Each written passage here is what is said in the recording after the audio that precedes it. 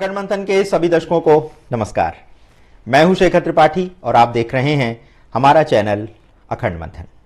आगे क्या होने वाला है सीरीज में आज के तीसरे एपिसोड में देखिए कि पृथ्वी पर अब से पहले कितने प्रकार के प्रलय हो चुके हैं और इस प्रलय में मनुष्य से लेकर प्रकृति तक में कैसे कैसे परिवर्तन हुए हैं।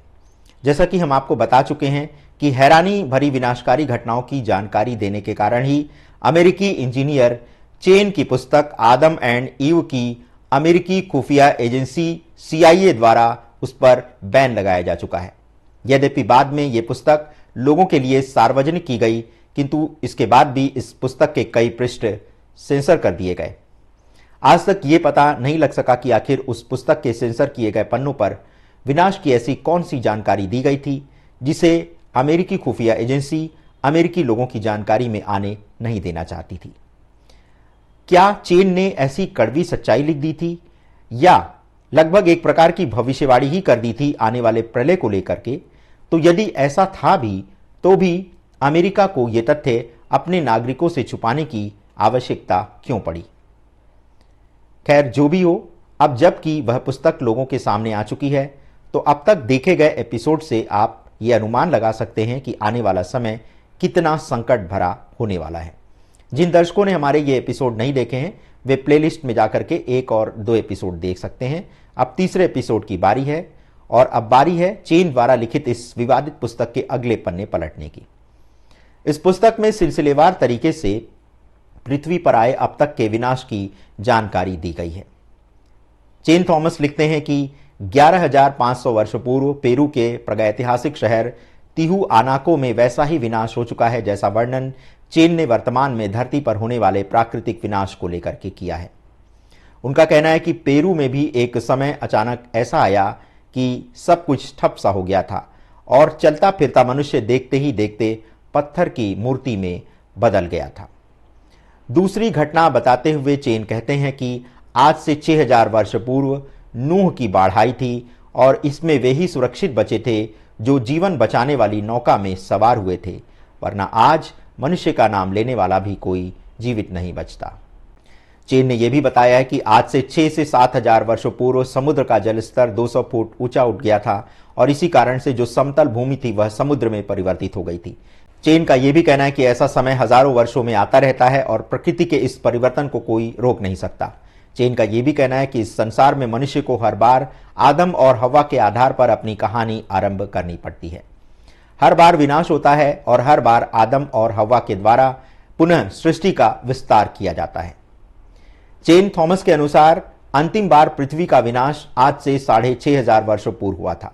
उस समय नूह ही इस प्रलय के दौरान जीवित बचा था और शेष लोग मारे गए थे।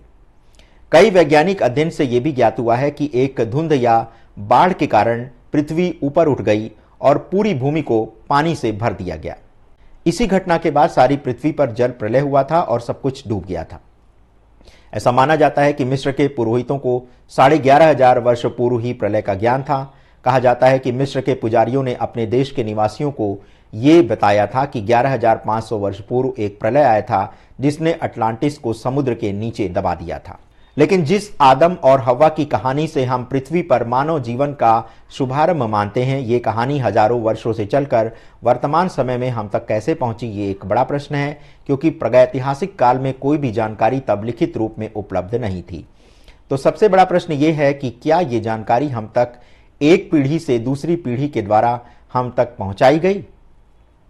चेन थॉमस ने आदम ईव पुस्तक को 1949 के दशक में लिखा था, अतः वे सृष्टि के विनाश का कारण जानने के लिए 11,500 वर्ष पहले पृथ्वी किस स्थिति में थी इसका विवेचन करते हुए भी दिखाई देते हैं। चेन थॉमस लिखते हैं कि पृथ्वी की वास्तविक स्थिति का पता लगाने के लिए आपको संसार के ग्लोब को देखते हुए उसमें से देशांतर 90 अंश अक्षांश 60 डिग्री उत्तर चुनना होगा।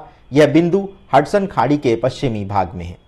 इसके बाद ग्लोब को इस प्रकार पकड़ें कि 90 डिग्री और 60 डिग्री घूर्णन अक्ष पर उत्तरी ध्रुव पर हो।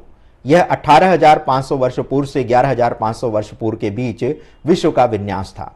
उत्तरी ध्रुवीय बर्फ की टोपी ने कनाडा में लॉरेंटेनियन बेसिन का निर्माण किया, यद्यपि उस समय महाद्वीप बिल्कुल एक जैसे नहीं थे। अटलांटिक महासागर क्षेत्र में एक विशाल महाद्वीप था जो अटलांटिक के पार आइसलैंड और इंग्लैंड से लेकर बहमास तक फैला हुआ था।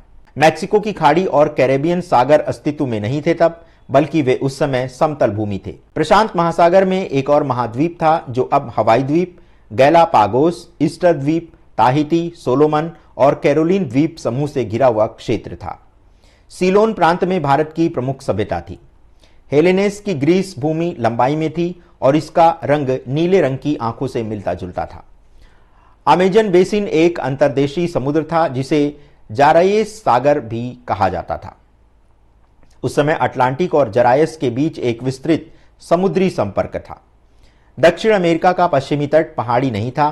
पेरू का प्रागैतिहासिक शहर तिहुआनाको, जो अब प्रशांत महासागर से 12,500 फीट ऊंचाई पर है, तब ये समुद्र तल पर था। यह एक महानगरीय बंदरगाह था जिसमें प्रशांत महासागर से अंतर्देशीय समुद्र तक यात्रा करने के लिए इसका उपयोग किया जाता था।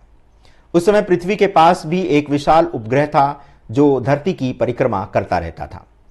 चेन अब भारत की भूमि का परिचय देते हुए कहते हैं कि तब अहोई दिया नाम का भारत में एक स्थान था जिसे अब लोग उत्तर प्रदेश की राजधानी लखनऊ के नाम से जानते हैं। यही अहोई दिया या लखनऊ तब भारत की राजधानी हुआ करता था। तब भारत में महान वैज्ञानिक एवं बड़ी बड़ी समुद्री यात्रा करने वाले महान नाविक रहा करते थे जिनकी आंखों का रंग काला था और ये लोग माया सभ्यता के लोगों से काफी मिलते जुलते दिखाई देते थे। उस समय पुस्तकें तो थी नहीं, अतः तब के इतिहासकार उस समय समाज में जो भी घटनाएं घटती थीं उसे पत्थर पर उकेर देते थे। लगभग 9,500 ईसा पूर्व एक ऐसा ही अभिलेख चेन को प्राप्त हुआ जो कि तिहुआनाको के खंडहरों से प्राप्त हुआ था। इसमें उकेरे गए लेख से यह ज्ञात होता है कि पृथ्वी के 60 मील गहरे खोल ने पिछली शिफ्ट के 7,000 वर्ष बाद मात्र 1/4 दिन में ही अपनी भौगोलिक स्थिति बदल ली थी। इसी कारण तब उत्तरी ध्रुव दक्षिणी ध्रुव की ओर चला गया था और अफ्रीका में सूडान बेसिन उत्तरी ध्रुव की ओर स्थानांतरित हो गया था। ये वो समय था जब नूह की बाढ़ आई थी और धरती का तापमान माइनस में चला गया था। पृथ्वी के ध्रुव परिवर्तन की यह घटना इतनी तीव्र गति से हुई थी कि पृथ्वी को, जो कि आज लगभग 188 देशों में बटी है, तब इन देशों की स्थिति उलट पलट हो गई थी। तब भूमध्य रेखीय धुरी बिंदु मध्य चिली के तट से दूर और मध्य चीन में यांगची के पास वियतनाम के उत्तर दिशा में स्थित हो गई थी। इस घटना के दौरान प्रशांत क्षेत्र में महान महाद्वीप लगभग पूरी तरह से विलुप्त हो गया था, जो अब ईस्टर द्वीप कहलाता है। यह क्षेत्र भी जब नूह की बाढ़ आई थी तो उसमें पूरी तरह से डूब गया था। तब माया सभ्यता के लोगों ने एक बार पुनः अपनी भूमि खोजने का प्रयास किया तो पाया कि उनकी लाखों वर्ग मील क्षेत्र में फैली भूमि पर मिट्टी का एक बड़ा ढेर जम गया है जो किसी विशाल पर्वत की तरह दिखाई दे रहा है। तिहुआनाको में मिले साक्ष्य से पता चलता है कि उस समय की महान सभ्यता इतने अचानक नष्ट हुई थी कि लोग अपने दिन के सामान्य गतिविधियों को करने के दौरान ही विनाशकारी बाढ़ में फंस गए थे। इसी प्रलय के दौरान रॉकी और एंडीज पर्वत श्रृंखला की शुरुआत हुई थी। आपको बताते चलें कि रॉकी पर्वत दुनिया की सबसे लंबी पर्वत श्रृंखला का हिस्सा है। ये उत्तरी अमेरिका के पश्चिमी भाग में अलास्का से मैक्सिको तक फैले हुए हैं और दक्षिणी अमेरिका में एंडीज पर्वत के रूप में जारी हैं। रॉकी पर्वत लगभग 5,000 किलोमीटर लंबे और संयुक्त राज्य अमेरिका के मध्य भाग में लगभग 500 किलोमीटर चौड़े हैं। ये पर्वत कई अलग अलग श्रेणियों से मिलकर बने हैं। सबसे ऊंची चोटी माउंट एल्बर्ट है जिसकी ऊंचाई 4,400 मीटर है। पर्वतमालाओं के बीच में घाटियां और बड़े बेसिन हैं। रॉकी पर्वत काफी युवा है जिसका निर्माण 70 मिलियन से 40 मिलियन वर्ष पूर्व हुआ था। तो इसी प्रलय की घटना के दौरान तिहुआनाको क्षेत्र प्रशांत महासागर के नीचे विलीन हो गया था। उस दौरान आया प्रलय पृथ्वी के अंदर 12,500 फीट गहराई तक फैल गया था। प्रलय की घटना के बाद खंड प्रलय भी होते रहे जिसमें धरती का कोई ना कोई भाग डूबता रहा था। इन खंड प्रलय की घटना को घटने में मात्र 6 घंटे का समय लगा था और ये लोग जान नहीं पाए थे कि ये क्या हो रहा है। उस समय पृथ्वी के महासागर और वायुमंडल कोणीय गति के माध्यम से अधिकांश बदलाव के दौरान अपनी सामान्य दिशा में घूमते रहे और इसी दौरान महासागरों के जल से पृथ्वी की अधिकांश भूमि डूब गई थी। तब पृथ्वी के वायुमंडल पर सुपरसोनिक गति से हवा चल रही थी और तेज तूफान ने बड़े बड़े पर्वतों को तिनके जैसा उखाड़ फेंका था। तब पृथ्वी का 60 मील मोटा खोल दुनिया भर में कई स्थानों पर टूट गया था। इस घटना में जो लोग जीवित बचे उन्होंने इस घटना को पृथ्वी के अंदर की अग्नि से जोड़कर देखा और ये माना कि धरती अब क्रोधित हो गई है। प्रलय की इस भीषण घटना के बाद महासागरों और उस ओर बह रही हवाओं को पृथ्वी की सतह पर लाने में 6 दिन का समय लग गया था। जब 7वें दिन प्रचंड प्रलय का वेग कम हुआ तो फिर से लॉरेंटियन बेसिन और हिंद महासागर की 2 मील मोटी बर्फ की चोटियां अपने ध्रुवीय स्थानों से खिसक गईं और भूमध्य रेखा पर घूमना इन रेखाओं ने आरंभ कर दिया था। इस कारण से तब प्रचंड गर्मी के कारण पहाड़ों में बड़े बड़े खांचे जैसे निशान बनने लगे थे। पानी की तीव्र गति के आगे उस समय जो भी सामने आया, इस तीव्र जल के आवेग में या तो बहकर एक किनारे लग गया या फिर पानी की चोट से उसके टुकड़े टुकड़े हो गए। तब वायुमंडल में भारी नमी उत्पन्न होने के कारण कई हजार वर्षों तक पृथ्वी के अधिकांश भाग कोहरे में डूबे रहे। बर्फ की चोटियों के अचानक पिघलने से दुनिया भर में महासागर लगभग 200 फीट ऊपर उठ गए, जैसा कि प्रत्येक प्रलय के बाद यह घटना होती आई है। धीरे धीरे हजारों वर्ष का समय व्यतीत होता गया और इसके बाद हिम युग का अंत हुआ और प्राचीन पाषाण युग की शुरुआत हो चुकी थी। तो दर्शकों, आज के एपिसोड में बस इतना ही। जैसा कि आपने देखा कि जब धरती करवट बदलती है तो इसकी सूचना किसी को नहीं मिलती और 4 से 6 घंटे में ही प्रलय के महाविनाश की ये पूरी प्रक्रिया संपूर्ण हो जाती है। चूंकि ये प्राकृतिक घटनाएं हैं और प्रकृति की प्रचंड शक्ति के आगे मनुष्य की शक्ति तो कुछ भी नहीं। अतः जब हम ऐसी सीरीज के माध्यम से आपको प्रकृति के रौद्र रूप एवं उसकी शक्ति से परिचित कराने का प्रयास करते हैं तो इसका ये अर्थ कदापि ना निकालें कि ऐसा हम आपको भयभीत करने के लिए कह रहे हैं, बल्कि ये हम आपको धरती को लेकर आपकी जानकारी को बढ़ाने का प्रयास कर रहे हैं।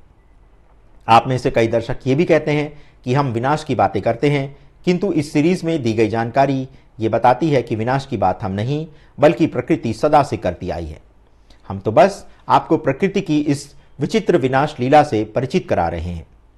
1949 के दशक में जब अमेरिकी लेखक चेन थॉमस ने धरती की इस विनाश लीला को जब अपनी पुस्तक आदम एंड ईव के माध्यम से तत्कालीन अमेरिकी समाज के सामने रखा तो बहुत शीघ्र ही इस पर अमेरिकी खुफिया एजेंसी द्वारा इस पुस्तक पर बैन लगा दिया गया था।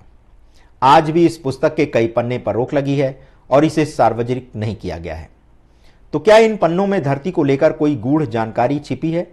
जानने के लिए देखते रहें हमारी नई web series Adam and ewe. मिलते हैं इसी सीरीज के अगले अंक में। तब तक के लिए हमें अनुमति दें। धन्यवाद। नमस्कार।